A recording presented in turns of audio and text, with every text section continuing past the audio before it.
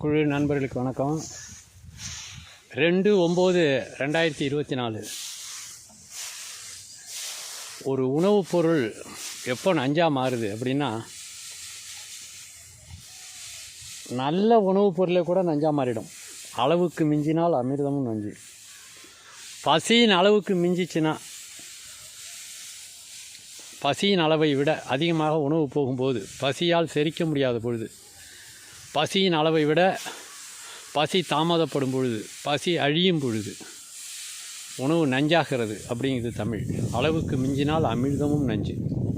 உயிர் காக்கின்ற பொருளே இது ஒரு விதம். சரி, உயிர் காக்கின்ற பொருள் உணவுப் பொருள். அது உயிர் காக்கின்ற விதம் எந்த இடத்துல தப்பாக போகும்? ஒரு உணவுப் பொருள் எங்கே தன்னுடைய பாதுகாப்பை, உணவின் பாதுகாப்பை இழக்கும்? உற்பத்திக்கு பின் வருகின்ற அறுவடை, அதன் பின்னால் வருகின்ற உணவு பாதுகாப்பிலா அப்படின்னா, பயிரிடும்போது இயற்கை சார்ந்து இருக்கிறது உணவு உற்பத்தி. அறுவடைக்கு பிறகு தாங்க அது மனிதர்கள் கைக்கு வருது உணவு பாதுகாப்பு. சரியா? அறுவடைக்கு பிறகு அது உணவாக மாறுவதில் எவ்வித இடையூறும் இல்லாமல் இருக்க வேண்டும். அன்றைக்கி தெரியும் உங்களுக்கு, இன்றைக்கி 5-6 நாளாவது அறுத்து. நேற்று கட்டிட்டு அடுக்கணும். வானம் மேகமூட்டமாக தான் இருந்தது. இன்றைக்கி அப்படி தான் இருக்குது. இருந்தாலும் டிராக்டரை வச்சு தாம்பு ஓட்டி உதறிக்கிட்டு இருக்கோம். சரியா? நாளைக்கு சுத்தமாக தூற்றி, இன்றைக்கி போரெல்லாம் சுத்தமாக வைக்கோலில் போர் போட்டாவது வேலை செஞ்சிட்ருக்காங்க. பார்த்தீங்கன்னா தெரியும். இங்கே ஒரு போர் போட்டிருக்கோம். அடுத்ததாக ஒரு போர் தயாராகிட்டுருக்கு. ஒரு 3 ஏக்கருக்கு இங்கேயும் ஒரு போர் இருக்குது. சரியா? இங்கேயும் ஒரு நீளமான போர் ஒன்று இருக்குது. இவ்வளோ வைக்கோல், இதை சார்ந்து உருவாகின்ற நெல். சரி, இது எல்லாம் கொஞ்சம் கூட உணவின் தரம் கெட்டு போகாமல் இருக்கணும். என்னங்க உணவின் தரம் கெட்டு போகாமல்? செரித்தலுக்கு துணை நிற்க வேண்டும். நிறைய பேர் சத்துக்கள்பாங்க, ஆற்றல்பாங்க, விதவிதமாக சொல்லுவாங்க. செரிக்கலைன்னா அதுலேருந்து சத்தே எடுக்காதுங்க, ஆற்றலே உருவாகாது. செரித்தலுக்கு துணை நிற்கலைன்னா ஆற்றலே எடுக்க முடியாது உடம்பு.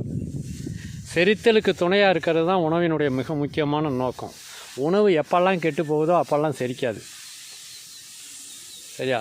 எப்பெல்லாம் செரித்தலில் குற்றம் இருக்கிறதோ அப்போல்லாம் உடலுக்கு நோய் வரும். மாந்தமின்றி சுரமேது அப்படிங்கிறது தேரையர் தைலம் இருக்கும். லேசாக உடலில் வெப்பம் சேர ஆரம்பிச்சிடும். அதுதான் காய்ச்சல்னு சொல்லுவோம். சரியா? செரித்தல், மாந்தம் என்பது செரியாமை. செரியாமை தாங்க முதல் குற்றம். அப்படி செரித்தலுக்கு துணை நிற்கின்ற ஒன்றாக வெகு எளிமையாக வடிவமைக்கப்பட்ட பொருள் தான் நெல். சரிங்களா? இன்றைக்கி கூட மருத்துவமனையில் காய்ச்சலாக இருக்கிறவங்க, ரொம்ப முடியாத நிலைமையில் இருக்கிற நோயாளிக்கு நம்ம கஞ்சி தான் கொடுக்கணும்னு சொல்லுவோம். ஏன்னா செரித்தலுக்கு எளிதில் துணை நிற்கக்கூடிய ஒன்று அரிசி கஞ்சி. சரி, அது மாதிரி அந்த அரிசியினுடைய தரம் கொஞ்சமும் கெட்டு போகாமல் கதிரருவாள் கொண்டு அறுத்து தாம்பு ஓட்டி அது மாதிரி உதறி எடுத்து நெல்லை தூற்றி நன்றாக பூச்சி பிடிக்காத அளவுக்கு போதுமான அளவு காய வச்சு சூரிய வெளியிலேயே கொண்டு போய் சேமிக்கிறோம். அதுக்கப்புறம் நம்மளே அவிக்கிறோம்.